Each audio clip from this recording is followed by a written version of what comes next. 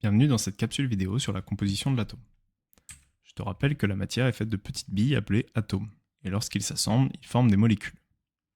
Il y a 118 atomes différents, qui se trouvent dans le tableau périodique des éléments, et dans cette vidéo, tu vas apprendre à l'utiliser. L'atome est lui-même constitué de plusieurs parties et particules. Il est d'abord constitué d'un noyau, on trouvera à l'intérieur de ce noyau des particules appelées nucléons. Il y en a deux types, les protons qui sont chargés positivement et les neutrons qui ne sont pas chargés. Autour de ce noyau, il y a des électrons qui tournent autour. Ils sont chargés négativement. La particularité de l'atome est qu'il est électriquement neutre. Il y a autant de charges positives que négatives, donc il y a autant de protons que d'électrons. Enfin, l'atome est principalement fait de vide. Il n'y a rien entre les électrons et le noyau.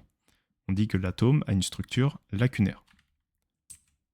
Revenons au tableau périodique. Tu trouveras dans ce tableau toutes les informations sur la composition des atomes.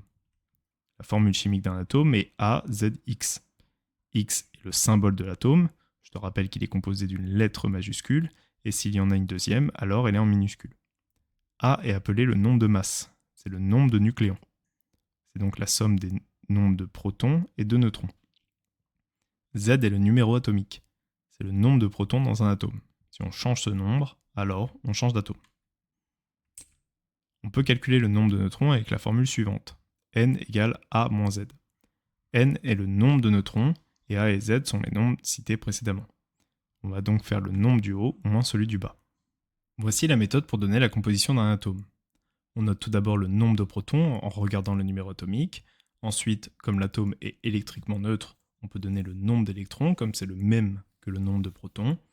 Enfin, grâce à la formule précédente, on peut donner le nombre de neutrons. Voici un exemple.